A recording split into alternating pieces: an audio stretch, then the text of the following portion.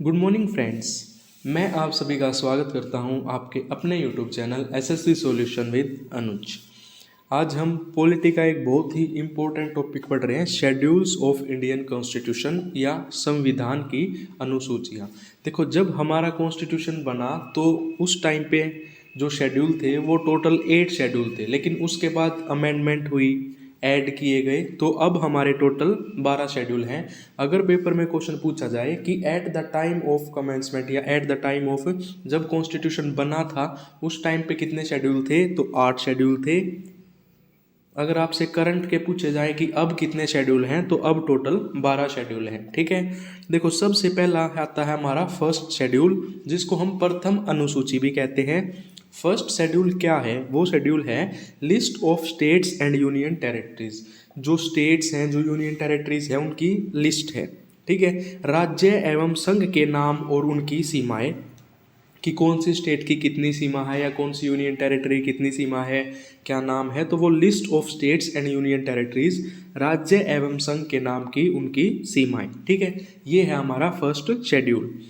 उसके बाद सबसे इम्पोर्टेंट है सेकंड शेड्यूल, क्योंकि इसमें क्या किया गया है, इसमें सैलरी की बात की गई है।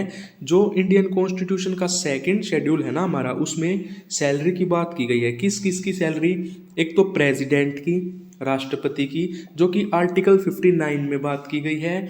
दूसरा हमारे गवर्नर की, राज्यपाल की, आर्टिकल 65 में। उसके बाद है जजेस ऑफ सुप्रीम कोर्ट, जजेस ऑफ हाई कोर्ट, या जो कैग है, भारत के नियंत्रक एवं जो हैं controller and auditor general, the speaker and deputy speaker of Lok Sabha. ठीक है, आपको ये सारे याद करने की जरूरत नहीं है, बस एक चीज़ याद रखिए, जो सेकंड शेड्यूल है उसमें पहली बात तो ये है कि सैलरी की बात की गई है। ठीक है, किस किस की?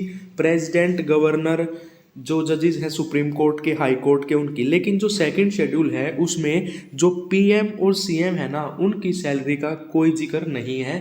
तो आपने ये चीज़ याद रखनी है कि पीएम और सीएम की सैलरी सेकंड शेड्यूल में नहीं होती है। ठीक है, उसके बाद आता है हमारा थर्ड शेड्यूल। थर्ड शेड्यूल मतलब तीसरी अनुसूची। उसमें क्या बात की गई है? Form of oaths and affirmation, जो ये शपथ लेते हैं ना, उसकी बात की गई है। इसमें विभिन्न उम्मीदवारों द्वारा ली जाने वाली शपथ या प्रतिज्ञान का प्रारूप दिया गया है। और उसमें कौन कौन आते हैं? जैसे यूनियन मिनिस्टर्स आगे, जितने भी यूनियन मिनिस्टर्स हैं, संघ के मंत्री, जो जजेस ऑफ सुप्रीम कोर्ट हैं या जो जजेस ऑफ हाई कोर्ट हैं, उनकी शपथ की बात की गई है। जो स्टेट मिनिस्टर्स हैं, राज्य मंत्री, उनकी बात की गई है। जो मेंबर्स ऑफ पार्लियामेंट हैं, जो संसद के सदस्य हैं, उनके ओथ और अफर्मेशन की बात की गई है। ठीक है, उसके बाद आता है हमारा fourth schedule, allocations of seats in Rajya Sabha to the states and union territories. जो सीट्स हैं राज्यसभा और यूनियन टेरिटरीज की फोर्थ अनुसूची में, उसकी बात की गई है। राज्यों और केंद्र प्रशासित देशों के लिए राज्यसभा में सीटों का आवंटन। ठीक है, उसके बाद आता है हमारा फिफ्थ शेड्यूल, पांचवी अनुसूची। उसमें बात की गई है provision relating to administration and control of schedule caste and schedule tribes. जो अनुसूचित जाति या जो जनजातियां हैं, उनके क्षेत्रों के प्रशासन तथा नियंत्रण के बारे में इसमें बात की गई है। उसके बाद आता है हमारा सिक्स्थ शेड्यूल। देखो ये इंपॉर्टेंट है, इसमें क्या है? Provision relating to administration of tribal areas. सिर्फ 4 स्टेट की बात की गई है, आप याद ऐसे रख लो। अमित्र, मेघा, ऐसे आसाम, मित्र से आपका हो जाएगा मी से मिजोरम, त्रै से त्रिपुरा और मेघा से हो जाएगा मेघालय। सिर्फ 4 की बात की गई है, अमित्र, मेघा, आसाम, त्रिपुरा, मिजोरम और मेघालय। ठीक है, उसके बाद आता है हमारा सेवन्थ शेड्यूल। देखो ये इंपॉर्टेंट है, इसमें से आपसे लिस्ट पूछ ली जाती है। जैसे सेवन्थ शेड्यूल में क्या है? Gives allocation of powers and functions between unions and gives allocation of powers and function between the union and states. इसमें बात की गई है कि ये 3 लिस्ट कंटेन करता है। सबसे पहले होता है हमारा यूनियन लिस्ट, जिसको हम संघ सूची कहते हैं। देखो यूनियन मतलब सेंट्रल गवर्नमेंट, तो यूनियन लिस्ट में किसकी बात की गई है? सेंट्रल गवर्नमेंट की पावर की बात की गई है। जब ये बना था तो इसमें 97 सब्जेक्ट थे, अब इसमें कितने हैं? 100 सब्जेक्ट हैं। तो आपको याद क्या रखना है? जो यूनियन लिस्ट है, पहली चीज़ तो क्या होगी कि उसमें यूनियन गवर्नमेंट या जो सेंट्रल गवर्नमेंट है उसकी पावर की बात की गई है। दूसरी क्या होगी, इसमें पहले 97 सब्जेक्ट थे, अब 100 सब्जेक्ट हैं। दूसरी लिस्ट है स्टेट लिस्ट, जिसमें बात की गई है पावर ऑफ स्टेट गवर्नमेंट, राज्य सूची। पहले 66 सब्जेक्ट थे, अब 61 सब्जेक्ट हैं। उसके बाद आता है कॉन्करेंट लिस्ट, समवर्ती सूची, बिटवीन यूनियन एंड स्टेट्स, जो यूनियन और स्टेट्स दोनों के बीच में जो संबंध है उसकी बात की गई है। पहले 47 सब्जेक्ट थे, अब कितने सब्जेक्ट हैं, 52। ठीक है। उसके बाद आता है 8th शेड्यूल, ये भी बहुत इंपॉर्टेंट है। देखो, जब कॉन्स्टिट्यूशन बना तो इसमें पहले सिर्फ 14 ही भाषाएं थी, अब इसमें कितनी हो गई, 22 हो गई, 8 और ऐड कर दी गई। तो आपसे ये पूछेगा कि जो वो 8 ऐड की गई हैं वो किस कॉन्स्टिट्यूशनल अमेंडमेंट एक्ट के द्वारा की गई हैं। तो सबसे पहले ऐड किया गया था सिंध, जो सिंध भाषा है उसको ऐड किया गया था 1967 में बाय 21st अमेंडमेंट एक्ट। ठीक है। जो 21वां संशोधन अधिनियम था उसके द्वारा सिंध को जोड़ा गया था। दूसरी आती है KMN, कोंकणी, मणिपुरी और नेपाली, इसको 71st कॉन्स्टिट्यूशनल अमेंडमेंट एक्ट 1992 में ऐड किया गया था।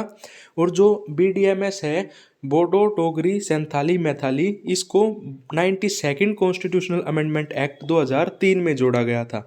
तो 71st में जोड़ा गया था। देखो, एक आप याद रखो, 21st में सिर्फ सिंध को जोड़ा गया, 71st में कोंकणी, मणिपुरी और नेपाली को जोड़ा गया। अगर इन दोनों को ऐड कर देंगे तो 92nd में 4 जोड़ी गई थी, बोडो, डोगरी, संथाली और मैथाली। ठीक है। उसके बाद आता है हमारा 9th शेड्यूल। 9th शेड्यूल भी इंपॉर्टेंट है, added by first amendment in 1951। First amendment जो हुआ था 1951 में, उसमें 9th शेड्यूल को ऐड किया गया था। ये क्या था, contain acts and order related to land revenue, tenure, land tax, railway etcetera. एक चीज़ इसमें जो इंपॉर्टेंट है वो याद रखनी है, जो राइट ऑफ प्रॉपर्टी है उसको नॉट अ फंडामेंटल राइट, मतलब जो राइट ऑफ प्रॉपर्टी है पहले फंडामेंटल राइट थी, लेकिन इस अमेंडमेंट के द्वारा उसको क्या कर दिया गया, खारिज कर दिया गया कि right of property is not a fundamental right now. ठीक है। उसके बाद आता है हमारा 10th शेड्यूल। उसमें क्या था, added bye 52nd amendment in 1985। इसमें एंटी डिफेक्शन लॉ था, दल परिवर्तन रोधी कानून। जैसे ये दल परिवर्तन कर लेते थे ना, तो उस पर रोक के लिए इसको लाया गया था। इस अनुसूची में 52वें संविधान संशोधन अधिनियम 1985 में जोड़ा गया। दल बदल के आधार पर संसद और विधानसभा के सदस्यों की निर्भरता के बारे में इसमें बताया गया है। उसके बाद 11th और 12th शेड्यूल दोनों इंपॉर्टेंट हैं, क्योंकि जो 11th शेड्यूल है उसमें पंचायत की बात की गई है, जो 12th शेड्यूल है उसमें म्यूनसिपैलिटी की बात की गई है। देखो, जो 11th शेड्यूल है 11वीं अनुसूची है, added by 73rd amendment act in 1992। और जो अगला है 12th शेड्यूल, वो 74 अमेंडमेंट कॉन्स्टिट्यूशनल एक्ट में हुआ था 1992 में। जो 11th है उसमें बात की गई थी प्रोविज़न ऑफ पंचायती राज, मतलब जो पंचायत की शक्तियां हैं। इसमें 29 विषय हैं, तो आपको याद ये रखना है, एक तो इसका पार्ट याद रखना है कि जो पंचायती राज सिस्टम है वो कौन से भाग में है, पार्ट 9 भाग 9। और जो नगर पालिका का है, म्यूनसिपैलिटीज़, वो कौन से भाग में है, पार्ट 9A में है। जो पंचायत था वो 73rd अमेंडमेंट एक्ट हुआ 1992 में, और जो हमारा म्यूनसिपैलिटीज़ था वो 74th अमेंडमेंट एक्ट हुआ। ठीक है। पंचायत आता है 11वें शेड्यूल में और म्यूनसिपैलिटीज़ आता है हमारा 12वें शेड्यूल में। जो नगर पालिका की शक्तियां हैं, प्राधिकार हैं या जो जिम्मेदारियां हैं, उसके बारे में बात की गई है। ठीक है। ये थे हमारे टोटल 12 शेड्यूल, बहुत ही इंपॉर्टेंट है, आपको अच्छे से याद रखने हैं। अगर ये वीडियो अच्छी लगी हो तो वीडियो को लाइक करें, चैनल को सब्सक्राइब करें। धन्यवाद।